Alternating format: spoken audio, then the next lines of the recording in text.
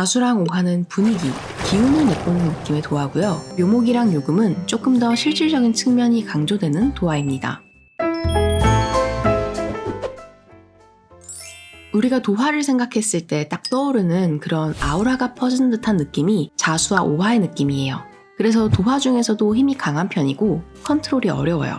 어려울 수밖에 없는 가장 큰 이유가 이미 사주에 익숙하거나 자신의 모습을 계속 모니터링해야 하는 연예인 같은 직업이 아니라면 스스로 이 끼를, 도화를 자각하는 경우가 드물어요.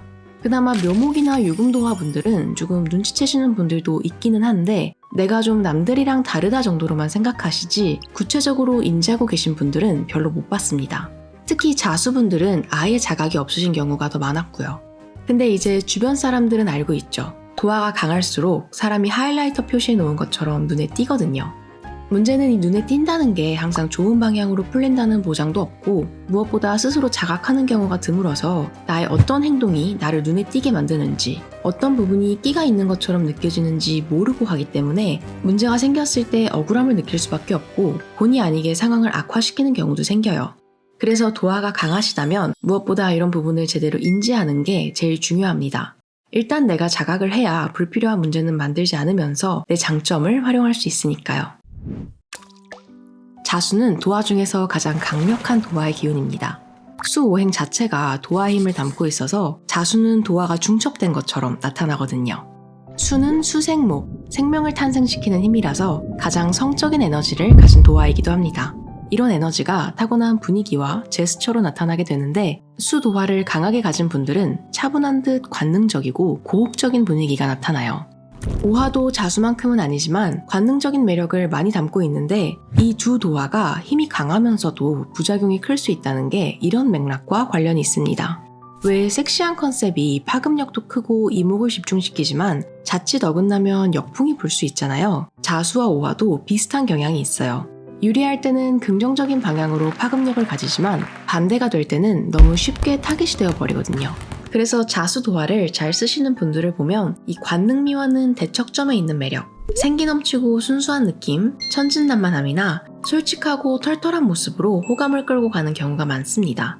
이 관능미는 내가 의도하지 않아도 자연스럽게 드러나는 내 인상이기 때문에 사회적으로 드러나는 행동이나 태도, 이미지는 이와 반대로 가져가는 게 더 유리해요. 행동까지 고혹적인 느낌으로 가면 자칫 과해질 수도 있고 무엇보다 이런 이미지는 아슬아슬한 선을 넘지 않는 게 가장 중요한데 앞서 말씀드린 것처럼 자수는 컨트롤이 까다로워서 그게 쉽지 않거든요. 그리고 좀 억울하지만 이런 자수가 가지고 있는 인상 때문에 그냥 조용히 차분하게 있으면 되려 좀 오해를 사는 경향이 있어요. 내 존재감이 강하니까 내가 조용히 있는다고 눈에 안 띄는 게 아니라 조용히 있는 내 모습이 눈에 띄는 거죠. 그래서 사회적으로 또는 관계 속에서 나를 보호하거나 어필해야 할 때는 대척되는 이미지로 한 번 내 인상을 만들어 놓으면 자잘한 오해에서 좀 자유로워질 수 있습니다. 오화는 모든 도화의 특징을 조금씩 모아놓은 컬렉션 같은 느낌이에요. 자수의 관능적인 매력, 묘목의 스타일리쉬함, 유금의 예리함, 그리고 오행 화가 가지는 발산하는 에너지가 다 담겨 있습니다. 사주 구조에 따라 어떤 특징이 더 두드러질지 달라지는데 기본적으로 도화의 힘이 자수보다는 훨씬 더 통제되는 것처럼 보입니다. 자수가 조금 거칠고 굵직한 면이 있다면 오화는 예민하고 기민한 면이 있어서 사회관계 속에서 자신을 효과적으로 드러냅니다. 그리고 화오행의 성향이 예의를 중시하고 정의로움을 추구하기 때문에 전반적으로 대인관계는 무난하게 가져가는 사람들이 많아요. 다만 오화는 갑자기 통제력을 잃어버리는 걸 주의해 주시면 좋습니다. 갑작스럽게 뜬금없는 일에 휘말리거나 스스로 뜬금없는 행동을 해서 문제가 되는 경우가 많아요. 그리고 존재감이 강한 편이라 크든 작든 이 사건을 너무 많은 사람들이 알게 됩니다. 오화는 특징도 복합적이고 일간이나 사주 구조에 따라 성향도 상황도 달라집니다. 그래서 보편적인 활용법을 말하기는 어렵지만 그래도 경향적으로 이런 뜬금없는 사건이 터졌을 때 최대한 조용히 수습하는 게 유리할 수 있어요. 일단 불리한 사건이 생겼다는 건 현재 내 운이 불리할 가능성이 높고 운이 불리할 때는 인복이 떨어질 수 있어서 사람들이 내 편을 안 들어주거나 이상한 사람이 꼬일 수 있거든요. 전반적으로 자수와 오화의 특징 및 장단점은 이 무형성에 초점을 맞춰서 생각해주세요. 금이 뼈와 치아를 관장하는 것처럼 자수와 오화도 각각 관장하는 신체 부위가 있습니다. 하지만 운이 불리할 때 가장 빈번하게 발생하는 문제는 공통적으로 정신적인 문제예요. 인간관계에서도 이런 맥락이 이어지는데 직접적인 충돌보다는 따돌림이나 분쟁, 불화, 정신적인 괴로움으로 나타나는 경우가 더 많습니다. 앞서 언급한 묘목과 유금의 실체적인 측면은 이 자수와 오화가 가진 무형성의 반대라고 보시면 돼요. 도화가 가지는 특징도 더 실체적이고 운이 불리할 때 발생하는 문제 역시 직접적인 충격, 손실, 상해, 부상 등으로 나타나는 경우가 더 많습니다. 그리고 이런 실체적인 특징의 배경에는 예민함과 섬세함이 깔려 있고요.